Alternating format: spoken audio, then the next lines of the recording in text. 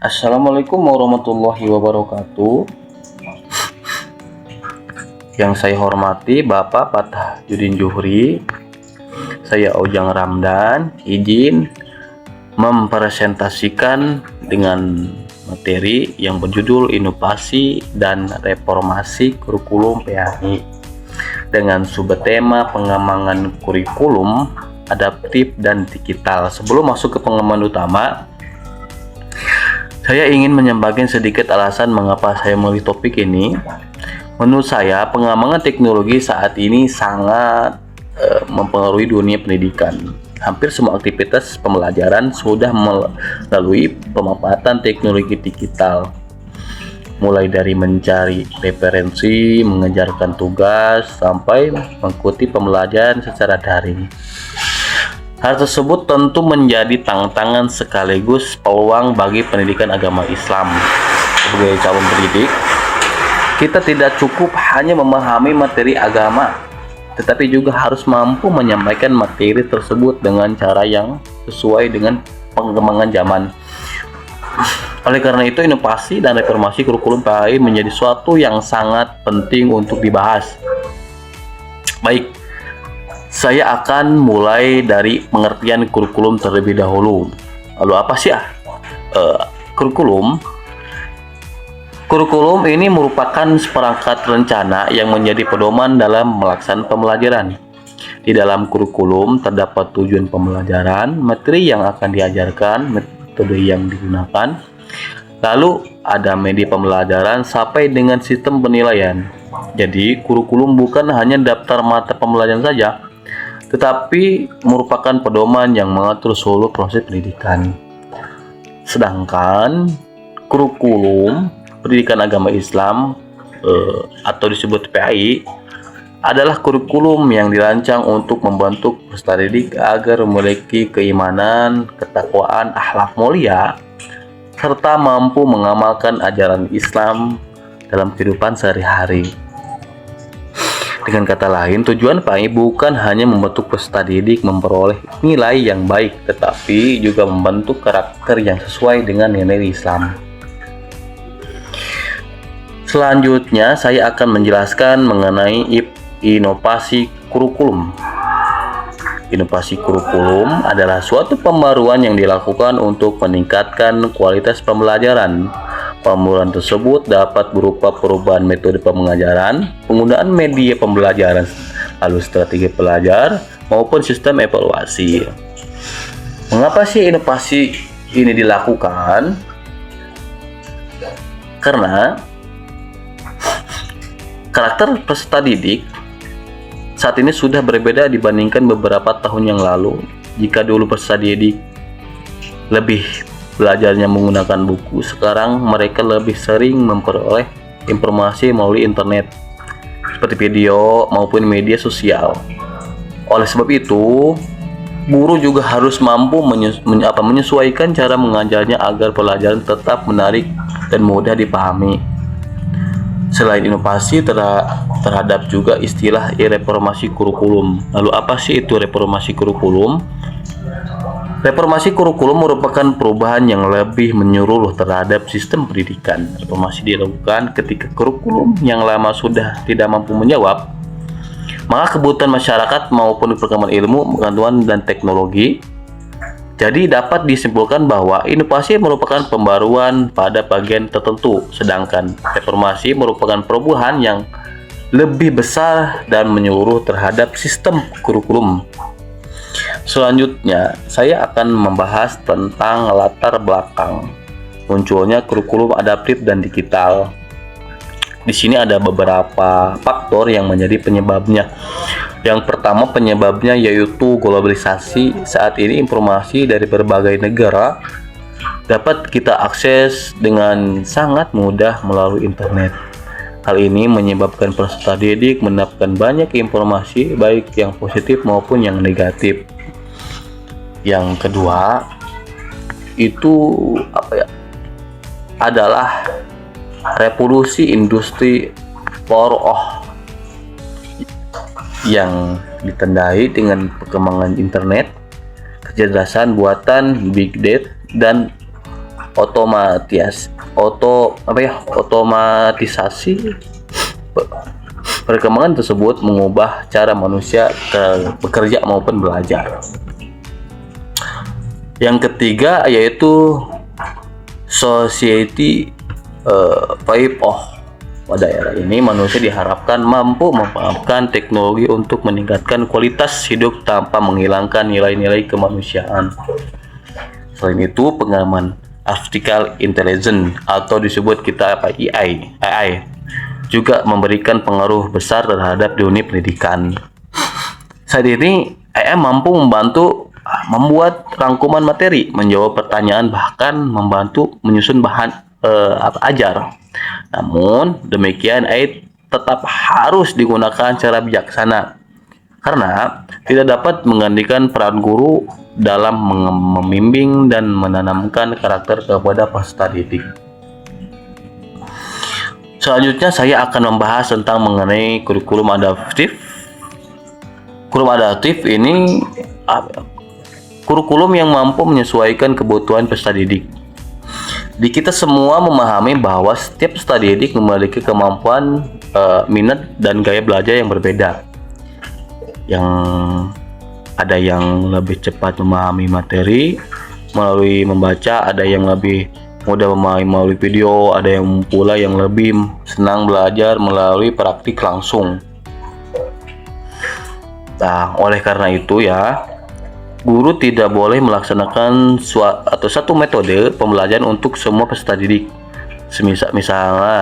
Misalnya, dalam pembelajaran berakhlak, guru dapat memberikan video pembelajaran kepada siswa yang lebih mudah belajar secara visual. Lalu sedangkan kepada siswa yang lebih suka berdiskusi, maka dapat diberikan studi kasus untuk analisis bersama kelompoknya.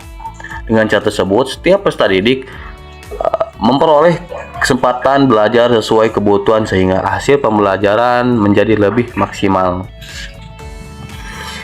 Selanjutnya yaitu kurikulum digital.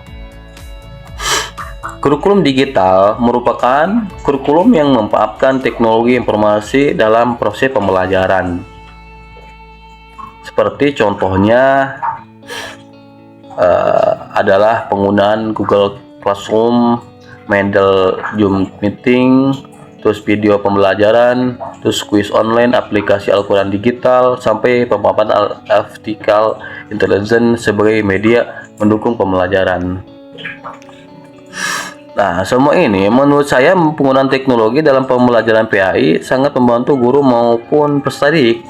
Jadi materi dapat dipelajari kapan dan di mana saja. Di guru juga lebih mudah memberikan tugas maupun melakukan evaluasi secara online. Namun demikian, pembelajaran digital tidak boleh sepenuhnya menggantikan interaksi antara guru dan peserta didik. Karena pendidikan agama sangat berkaitan dengan pembentukan akhlak, keteladanan, dan kebiasaannya.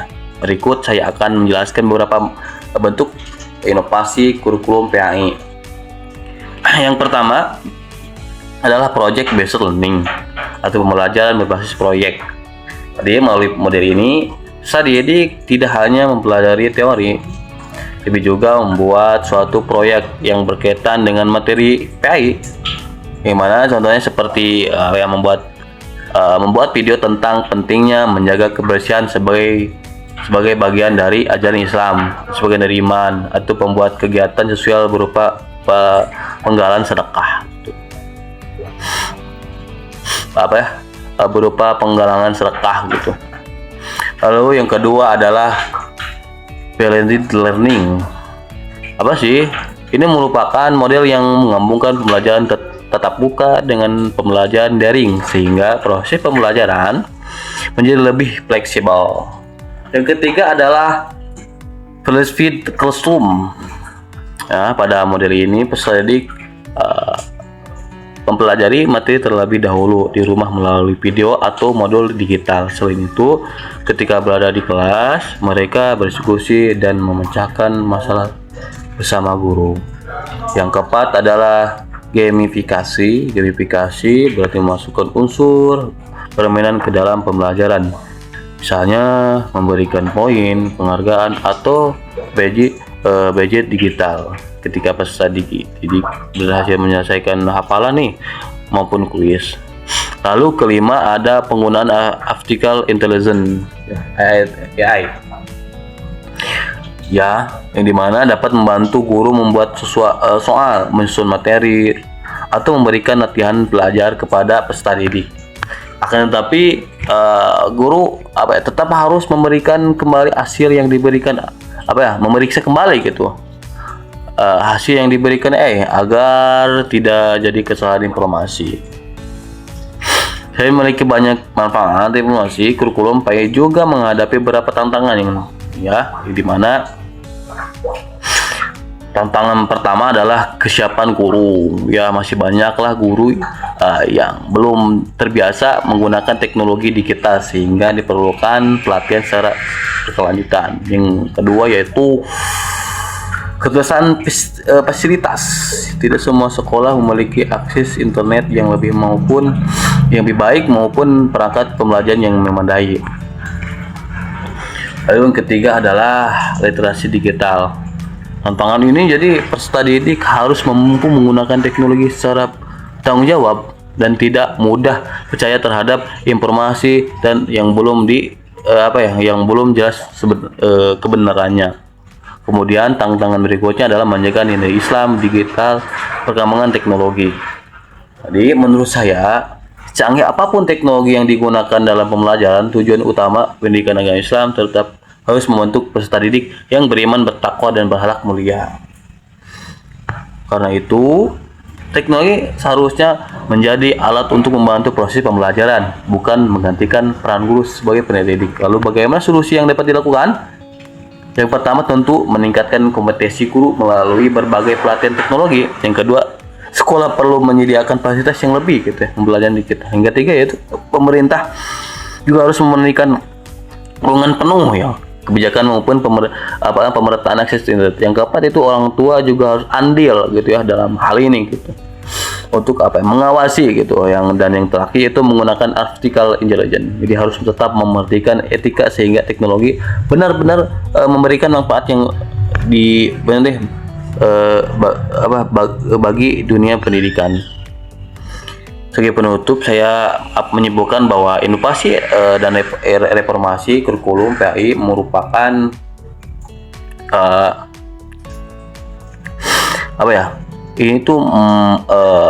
merupakan langkah yang sangat penting dalam menghadapi perkembangan zaman.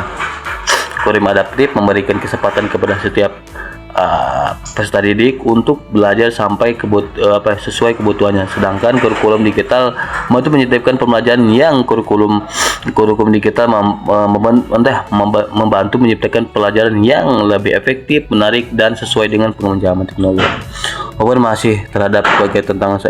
Walaupun masih terdapat berbagai tantangan, saya yakin apabila guru, sekolah, orang tua, dan pemerintah dapat bekerjasama, maka pendidikan agama Islam akan mampu mencetak generasi yang cerdas dan berakhlak mulia.